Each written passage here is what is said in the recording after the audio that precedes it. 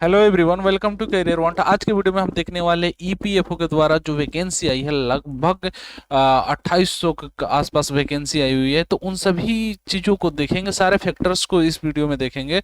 जो कौन कौन से लोग फॉर्म फिलअप कर सकते हैं और क्या एलिजिबिलिटी क्राइटेरिया है और कब से फॉर्म फिलअप होगा और कहाँ से फॉर्म फिलअप करना है, सारी चीज़ों को देखेंगे। तो चलिए शुरू करते हैं। सबसे पहले आप यहाँ पर देख लीजिए, पीएफओ का शॉर्ट नोटिफिकेशन है, जो सारी चीज़ों को दिया गया है। हम चलिए एक एक करके इंपॉर्टेंट डेट को देख लेते हैं। तो आप 27 मार्च से अप्लाई कर सकते हैं और लास्ट डेट आप 26 अप्रैल तक लास्ट डेट है, ठीक है। उसके बाद से अगर ऐसे से कि सोशल सिक्योरिटी असिस्टेंट की क्वालिफिकेशन की बात करें तो बैचलर डिग्री आपको रिकॉग्नाइज्ड यूनिवर्सिटी से होना चाहिए। आपके मार्क्स की बात करें, कोई काफ़ी बच्चे कमेंट करेंगे कि मार्क्स कितने होना चाहिए, तो मार्क्स कहीं भी अभी मेंशन नहीं किया गया है। और एसएससी के लिए आपको टाइपिंग रिक्वायरमेंट होगी, जो इंग्लिश में 35 वर्ड पर मिनट और हिंदी में 30 वर्ड पर मिनट ऑन कंप्यूटर आपके होना चाहिए। दोनों में कोई जो भी होना चाहिए हो, ठीक है। उसके बाद से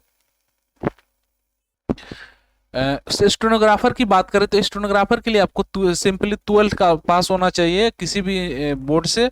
और स्किल टेस्ट में आपको डिक्टेशन होगा जो 10 मिनट का होगा और 80 वर्ड पर मिनट होना चाहिए, और हिंदी 30 वर्ड पर मिनट, ठीक है। उसके बाद से ट्रांसक्रिप्शन की बात करें तो 50 मिनट्स इंग्लिश और 60 मिनट हिंदी ओनली, ठीक है।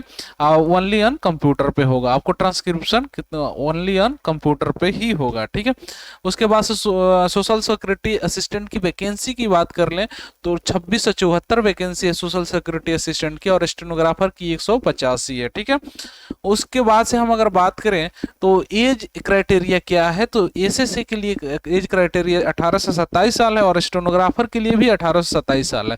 तो आपको मैं बता दूं कि अगर आप यूआर कैटेगरी से है तो आप इस फॉर्म को फिलअप नहीं कर सकते अगर आपका एज 28 साल 27 साल से ज़्यादा है। तो अगर आप किसी रिजर्व कैटेगरी से आते हैं तो आप अपने जैसे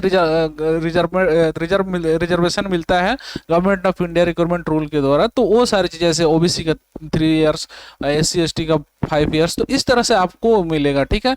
तो अगर आप ओबीसी से हैं तो 30 इयर्स तक आप हैं तो आप फॉर्म फिलअप कर सकते हैं।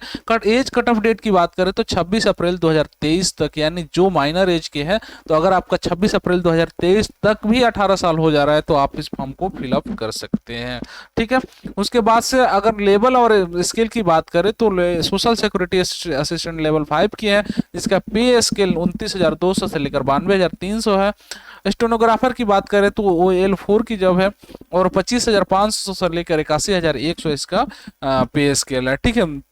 अप्लीकेशन फ़ी की बात कर ले तो अगर आप SC ST PWD female candidate है या फिर एक सर्विसमैन है तो आपको कोई भी एप्लीकेशन फ़ी नहीं देना है। अगर ऑल अदर कैटेगरी से है तो आपको 700 रुपये एग्जाम एप्लीकेशन फ़ी देना है।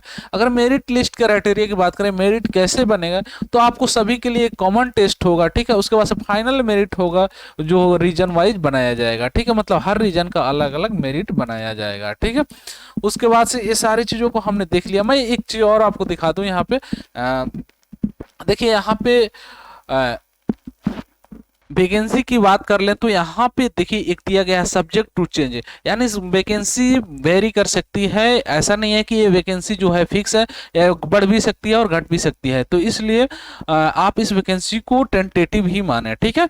उसके बाद से आगे चलते हैं तो हम यहाँ पे आपको मैं बता दूं कि अगर आपने हमारे टेलीग्राम चैनल को ज्वाइन नहीं किया है तो हमारे टेलीग्राम चैनल को ज्वाइन कर ले, जिसका लिंक वीडियो के डिस्क्रिप्शन में हमने दे रखा है। साथ में अगर आप टेलीग्राम में जाकर कैरियर वन सर्च भी मारते हैं CARERWANT, तो आप वहां से जुड़ सकते हैं, ठीक है। उसके बाद से अब हमारे वेबसाइट पे विजिट करते रहें डेली, www.career1.com। वहाँ पे आपको सारी चीज़ों का अपडेट तुरंत के तुरंत मिल जाता है।